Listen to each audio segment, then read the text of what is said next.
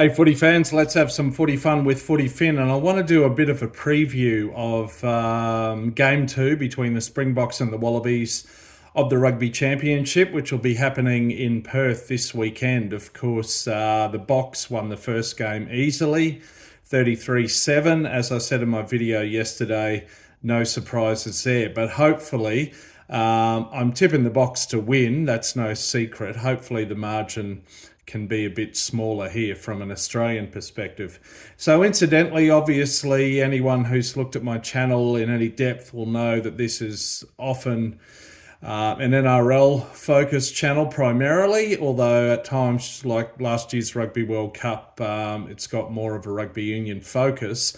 Anyway, lately, I would say that my rugby videos are getting far more views than my NRL ones, at least in terms of videos as opposed to shorts. So that's interesting.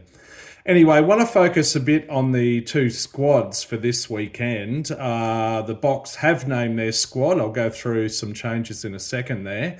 The Wallabies haven't yet. But look, what would I do if I was Joe Schmidt, the coach? I'll share those thoughts in a moment.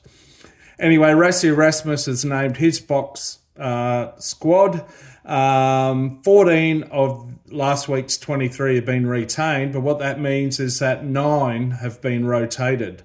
So basically 9 new players coming in, and most of them into the starting 15 actually. A very experienced and high impact bench for sure. Of the starting 15, 8 of this 15, more than half of them have less than 10 caps. In fact, 7 of those 8 have between 0 and 5 caps. So that's very interesting. Of course, still a mix of youth and experience. So you've got guys like Peter Steph du Toit still in the starting 15 there. But definitely a lot of relatively young, inexperienced guys coming in.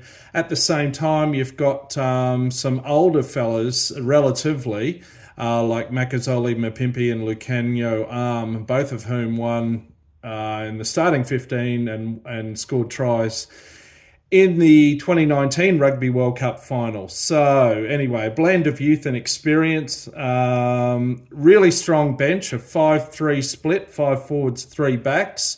When you've got the likes of Malcolm Marx, Oxenshea, Vincent Koch, Eben Etzebeth, Quagga Smith and Andre Pollard on the bench, you know things are pretty good. By my count, there's 5 Rugby World Cup winners in that on that reserves bench.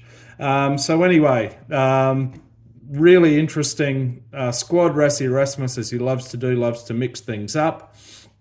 And he can afford to, right? I think in this game against Australia, sadly, I don't think we, the Wallabies, pose a threat to this game. I would give us a less than 5% chance of winning this game, and maybe even that's being generous. Anyway, what would I do if I was Joe Schmidt? Would I ring the changes for game 2? Actually, no, I wouldn't. I wouldn't make too many changes, to be fair, and not that there's a great deal of depth. So as far as I'm aware, Fraser McWright stays injured. Taniela Tupou at prop would be great to have on, but sadly he's mourning the death and passing of his father recently. I believe he's gone back to Tonga as part of that. So thoughts to him and his family. Angus Bell at prop, if he's fit, it would be great to bring him back into the front row. I don't know if he's fit. In terms of forwards, the only selection policy I'm not really in agreement with is, I think, in terms of the broader squad for the Rugby Championship, young Brumbies back rower Charlie Cale, who's had a breakout season in Super Rugby, I think he's been left out of this squad, and not to my knowledge because he's unfit.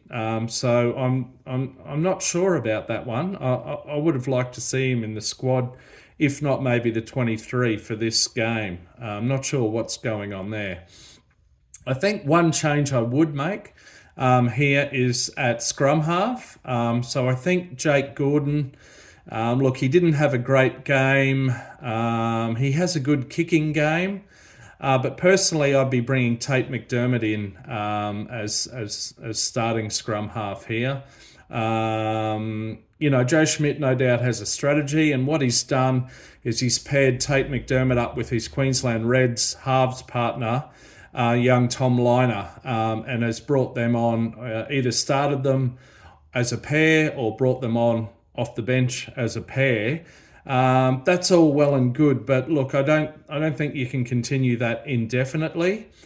In terms of fly half, look, Noah Lolesio has split opinions, and he didn't have a great game last weekend. His stats weren't that great, but he was behind a losing forward pack who were being overpowered, as are all other nations, by the world champion Springboks. So that's no great surprise. I think I saw that he made only 1 from 4 or 5 tackle attempts. That's not good, but I would stick with him. He is a young fella. He's been dicked around a bit over the years. He was favoured by Dave Rennie, but brought in and out even then. Totally overlooked by the train wreck that was Eddie Jones in 2023. He's still finding his confidence. He's only got a total of about 20 caps. But look, I would stick with him for now. Certainly, I don't feel like Ben Donaldson warrants getting picked ahead of Lolesio. And as for Tom Liner, look, he's done all right, but I have to say this. He's a young fella and he'll probably mature, but I think he's riding on the coattails of his father in terms of he's getting favoured for selection. Even he started with the Queensland Reds a couple of seasons ago as an 18 or 19-year-old. Look, I think he's got a bit of a free ride. Look, he seems to be building himself and working up towards performing well at this level. But I really can't help but think that he's getting an easier ride than some because his father's Michael Liner, and it's that obsession we have in Australia of harking back to the golden days of the 1990s when we won 2 World Cups. Anyway, that's my 2 cents worth. Let's see what is the squad that Joe Schmidt announces tomorrow. Till next time, catch you at the back of a rolling mall. See ya.